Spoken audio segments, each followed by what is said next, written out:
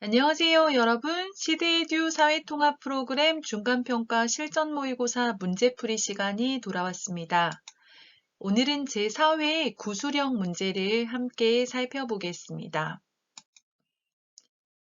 자, 1번에서 3번 문제는요, 사진이나 그림을 보고 이것과 관계가 있는 질문에 대답하는 문제입니다.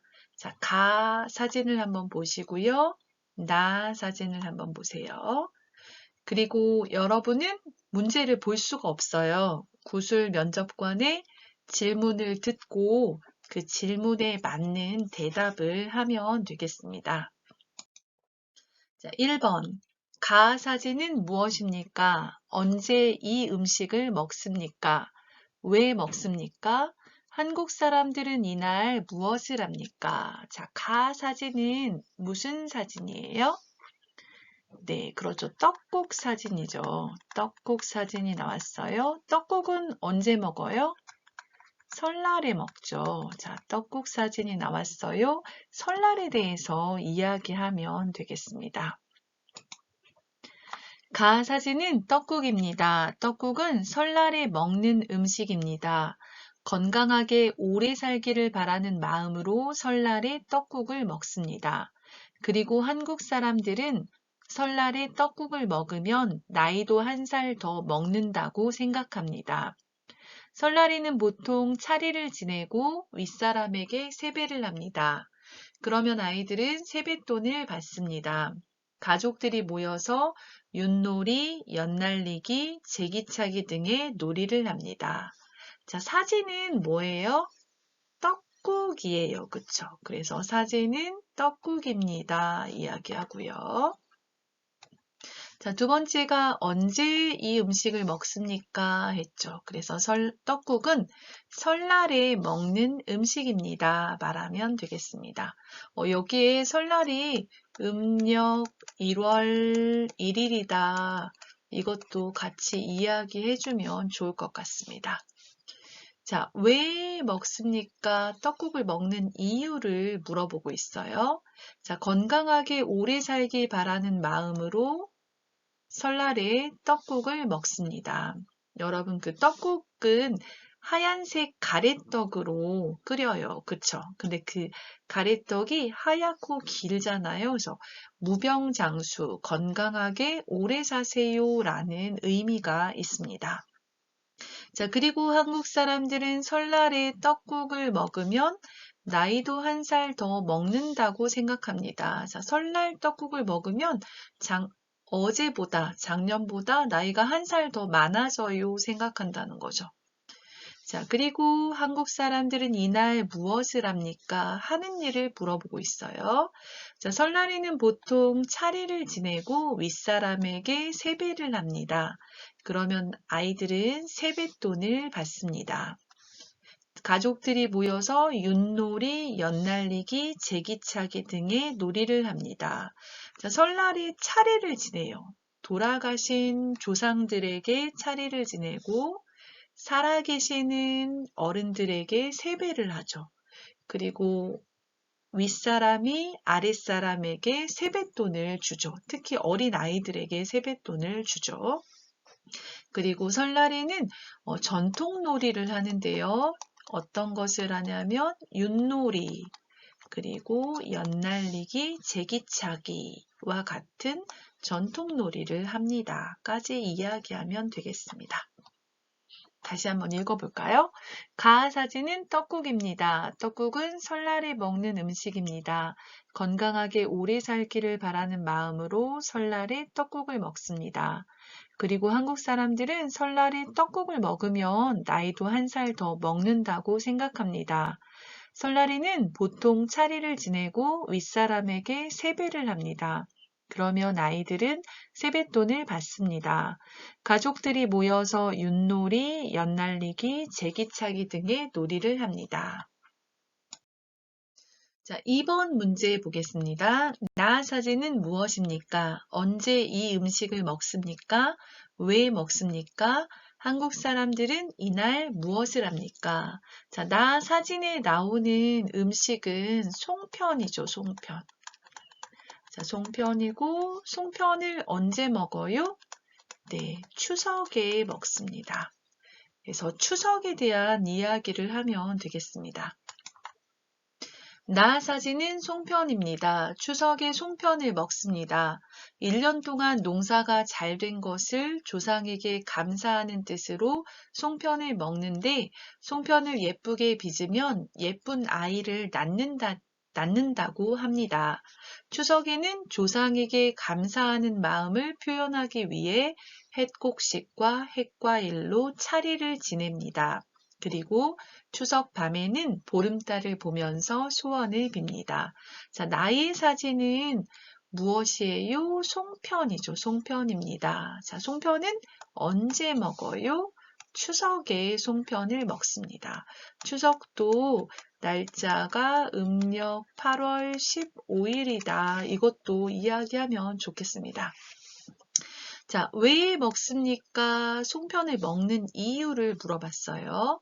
자, 송편을 만들어서 먹는 이유는 1년 동안 농사가 잘 된 것을 조상에게 감사하는 뜻으로 송편을 먹는데 농사가 잘 된 것에 감사합니다 하면서 송편을 만들어서 먹었던 거죠. 자, 그런데 또 어떤 말이 있냐면 송편을 예쁘게 빚으면 빚다는 만들다 라는 뜻이에요. 예쁘게 빚다, 예쁘게 만들다. 송편을 예쁘게 만들면 예쁜 아이를 낳는다고 합니다. 이런 말이 있어요. 자, 추석에는 조상에게 감사하는 마음을 표현하기 위해서 햇곡식 그리고 햇과일로 차례를 지냅니다. 자, 햇하면 오래 수확한, 오래 만든 그런 뜻이에요.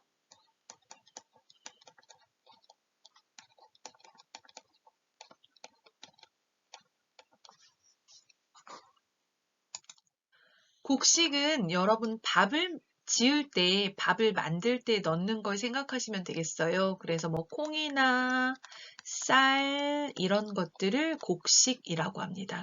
오래 수확한 곡식, 햇곡식, 그리고 오래 수확한 과일, 햇과일로 차례를 지냅니다. 추석이 음력 8월 15일이고 실제 양력으로는 빨라도 9월 말 또는 10월에 있거든요. 그래서 농사가 끝난 후에 보통 추석을 보내기 때문에 이 추석 때는 햇곡식과 햇과일로 차례를 지내죠. 자, 그리고 추석 밤에는 8월 15일은 보름달이 떠요. 그래서 동그란 달, 보름달이 뜨는데 보름달을 보면서 소원을 빌다, 소원을 비는 그런 풍습이 있습니다. 그래서 여러분 송편, 추석, 그리고 추석에 하는 일 이런 것들을 이야기하면 되겠습니다. 제가 다시 한번 읽어보겠습니다. 나사지는 송편입니다. 추석에 송편을 먹습니다. 1년 동안 농사가 잘 된 것을 조상에게 감사하는 뜻으로 송편을 먹는데 송편을 예쁘게 빚으면 예쁜 아이를 낳는다고 합니다. 추석에는 조상에게 감사하는 마음을 표현하기 위해 햇곡식과 햇과일로 차례를 지냅니다. 그리고 추석 밤에는 보름달을 보면서 소원을 빕니다. 3번 땡땡씨 고향에는 어떤 명절이 있습니까? 한국의 명절과 고향의 명절은 어떻게 다릅니까? 고향의 명절에 대해 말해보세요. 먼저 읽어볼게요. 제 고향 러시아에도 한국처럼 설날이 있습니다. 한국은 설날 연휴가 3일이지만 러시아는 크리스마스를 포함하여 약 7일 동안 쉽니다. 한국의 설날처럼 러시아의 설날에도 가족들이 모두 모여 새해 인사를 하고 덕담을 합니다. 특히 12월 31일 밤에 가족과 친구들이 모여 러시아 전통술과 돼지고기 요리를 먹습니다. 그리고 자정에 아주 멋있는 불꽃놀이를 합니다. 자, 러시아가 나왔는데요. 자, 제 고향 러시아에도 한국처럼 한국과 같이 그 말이죠. 한국처럼 뭐가 있어요? 설날이 있습니다. 어떤 명절이 있습니까? 설날이 있습니다. 자, 그리고 어떻게 다릅니까? 말했는데요. 이제 다른 점을 이야기해요. 한국은 설날 연휴가 쉬는 날이 3일이에요. 3일이지만 러시아는 크리스마스를 포함하다는 크리스마스를 넣다. 크리스마스가 들어가다. 그런 얘기예요. 포함하여 약 7일 동안 쉽니다. 연휴가 7일이에요. 다른 점 얘기하네요. 자, 한국의 설날처럼 러시아의 설날에도 가족들이 모두 모여서 새해 인사를 하고 덕담을 합니다. 덕담, 축복하는 말이라고 생각하면 되겠죠? 자, 특히 다른 점, 12월 31일 밤에 가족과 친구들이 모여서 러시아 전통 술과 그리고 돼지고기를 가지고 만든 요리, 돼지고기 요리를 먹습니다. 러시아에서 명절에 하는 일을 이야기하고 있어요. 그리고 자정, 밤 12시를 말하죠. 자정에 아주 멋있는 불꽃놀이를 합니다. 그래서 한국과 다른 부분에 대해서 이야기하고 있습니다.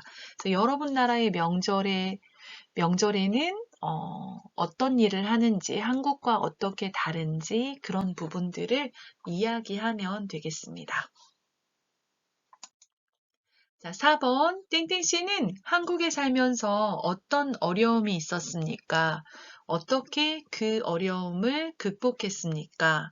한국 이민 생활에 어떻게 적응했는지 말해보세요.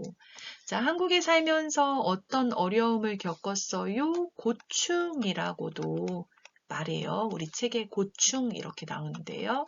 어떤 어려움을 겪었는지, 그리고 그 어려움을 어떻게 극복했다. 이거는 이기다 그 말이거든요. 그래서 그 어려움을 어떻게 이겼는지 질문하고 있네요. 내용을 먼저 보겠습니다. 저는 처음 한국에 왔을 때 경제적인 문제가 조금 있었습니다. 빨리 일을 하고 싶었는데 한국어도 잘 못하고 무슨 일을 해야 할지 몰라서 막막했습니다. 그리고 한국의 숫자와 돈도 너무 어려워서 이해하기 힘들었습니다. 그래서 주변의 친구들에게 솔직하게 말하고 도와달라고 했습니다. 주변 친구들의 도움으로 한국어 공부도 하고 아르바이트도 시작하게 되었습니다. 그리고 돈이 생길 때마다 합리적으로 소비하기 위해 가계부도 쓰고 은행에 저금도 했습니다. 지금은 원하는 직장에 들어가서 일도 하고 돈도 낭비하지 않고 아껴서 잘 쓰고 있습니다. 자, 이 사람은 어떤 어려움이 있었어요? 처음에 한국에 왔을 때 경제적인 문제, 돈과 관련이 있는 문제가 있었고, 그래서 빨리 일을 하고 싶었는데 또 어때요? 한국어도 잘 못하고 언어의 문제도 있었고요. 또 돈을 벌어야 되는데 무슨 일을 해야 할지 몰라서 막막했습니다. 말했어요. 막막하다는 의지할 곳이 없어서 외롭고 답답하다 그런 얘기거든요. 그래서 외롭고 마음이 어때요? 답답하다, 답답했다 그런 얘기죠. 자, 그리고 한국의 숫자도 모르고 돈도 잘 몰랐어요. 숫자와 돈도 너무 어려워서 이해하기가 힘들었습니다. 어려웠습니다. 말했어요. 그래서 어떻게 그 어려움을 극복했어요? 주변의 친구들에게 솔직하게, 이것은 거짓말이 아니라 있는 그대로, 사실 그대로, 정직하게 그런 얘기예요. 사실 그대로. 솔직하게, 정직하게 말하고 도와달라고 했습니다. 도와주세요 라고 요청했어요. 자, 그래서 주변 친구들이 도와줬어요. 주변 친구들의 도움으로 한국어 공부도 하게 되었고, 아르바이트도 시작하게 되었습니다. 그리고 돈이 생길 때마다 돈이 생기면 어떻게? 합리적으로 소비하기 위해서. 합리적 하면요. 이치에 맞게 라는 뜻인데요. 내가 돈을 꼭 써야 하는 곳에 돈을 썼다는 거죠. 소비하다는 어떤 돈을 써서 돈을 내고 물건을 사서 사용하는 걸 소비하다 그러는데 내가 써야 할 곳에 적당하게 돈을 쓰고 소비하기 위해서 뭘 했어요? 가계부를 썼다. 들어오는 돈과 나가는 돈, 수입과 지출을 기록하는 노트죠. 그래서 가계부도 쓰고 또 은행에 저축도 했다는 거죠. 저축도 하고. 자, 그렇게 했어요. 그리고 지금은 어때요? 내가 일하고 싶은 회사, 원하는 직장에 들어가서 일도 하고 있고, 돈도 낭비하지 않고 아껴서 잘 쓰고 있습니다. 낭비하다는 쓸 필요가 없는 곳에 돈을 너무 많이 쓰는 거예요. 불필요한 곳에 돈을 막 써요. 낭비하다 말하는데요. 자, 그렇게 하지 않고 아껴서 잘 쓰고 있습니다. 지금은 그런 문제를 잘 극복했습니다. 말하고 있네요. 그래서 여러분이 한국에 와서 느꼈던 어떤 문제, 어려움, 고충, 그런 것들을 이야기하고 그것을 어떻게 이겼는지 이야기하면 되겠습니다. 가장 큰 것은 언어 문제가 있겠죠. 한국어를 잘 몰라서 겪었던 어려움, 그리고 그걸 이겨내기 위해서 어떻게 한국어를 배웠는지 이야기해도 되겠고요. 날씨라던가 음식이라던가 여러 가지 어려운 것들이 있을 거예요. 그런 것들을 이야기하면 되겠습니다. 5번. 땡땡씨는 직장이나 사회에서 어떤 리더와 일하고 싶습니까? 리더에게 필요한 자질은 무엇입니까? 왜 그렇게 생각합니까? 땡땡씨의 생각을 말해보세요. 자, 직장 하면 여러분이 일하는 회사고요. 사회, 우리가 집이 아니라 집 밖에 나가면 우리가 살고 있는 사회예요. 그래서 여러분이 회사에서 또 우리가 사는 이런 곳에서 어떤 리더하고 일하고 싶어요? 리더는 어떤 성격을 가지고 있어야 돼? 자질. 리더로서의 어떤 필요한 성격, 능력, 그런 것들을 말하는 거죠. 그래서 리더에게 필요한 자질이 무엇입니까? 질문하고 있네요. 그리고 왜 그렇게 생각합니까? 질문하고 있어요. 한번 내용을 봅시다. 저는 직장에서 일할 때 부하 직원을 이해하고 먼저 배려해주는 리더와 일하고 싶습니다. 저는 외국인이기 때문에 한국어와 한국 문화를 이해하지 못할 때가 있습니다. 그럴 때 먼저 이해해주고 배려해주는 상사가 있다면 회사에 더 잘 적응할 수 있을 것 같습니다. 그리고 어떤 문제가 있거나 하고 싶은 말이 있을 때 편하게 이야기도 할 수 있을 것 같습니다. 그래서 저는 이해심과 배려심이 있는 민주적인 리더십이 리더에게 필요한 자질이라고 생각합니다. 자, 이 사람은 어떤 리더와 일하고 싶어요? 직장에서 일할 때 부하 직원을 이해하고 자, 먼저 배려해주는 리더와 일하고 싶습니다. 이해해요. 그리고 배려해줘요. 자, 저는 외국인이기 때문에 한국어와 한국 문화를 이해하지 못할 때가 있습니다. 외국인이어서 어떤 것들을 모를 때가 있어요. 그쵸? 그래서 실수도 할 수 있고요. 자, 그럴 때 먼저 이해해주고 배려해주는 상사. 상사는 회사에서 나보다 윗사람을 말하는 거죠. 윗사람. 상사가 있다면 회사에 더 잘 적응할 수 있을 것 같습니다. 자, 나보다 회사에서 윗사람, 상사가 나를 이해해주고 배려해주면 적응하기가 쉬울 것 같다 얘기했어요. 또 어떤 문제가 있거나 문제가 생기거나 하고 싶은 말이 있을 때 편하게 이야기할 수도 있다. 그래서 이해해주고 배려해주는 상사를 만나고 싶다 얘기하고 있죠. 그래서 다시 한번 이제 결론을 얘기해요. 그래서 저는 이해심과 배려심이 있는 민주적인 리더십이 리더에게 필요한 자질이라고 생각합니다. 심하면 마음이에요, 마음. 그래서 이해하는 마음, 배려하는 마음, 이런 마음이 있는 민주적인 자기 마음대로 이끌어가는 것이 아니라 다른 사람의 이야기도 듣고 의견도 이렇게 받아들일 수 있는 그런 민주적인 리더십이 리더에게 필요한 자질, 필요한 성격, 필요한 능력 이런 것이라고 생각합니다. 말했네요. 오늘은 여러분과 제4회 구술형 문제를 살펴보았는데요. 여러분 중간평가 준비에 도움이 되었다면 좋아요, 구독 눌러주시는 거 잊지 마시고요. 시험 잘 준비해서 좋은 성적 거두시고 합격하시기를 바라겠습니다. 끝까지 들어주셔서 감사합니다.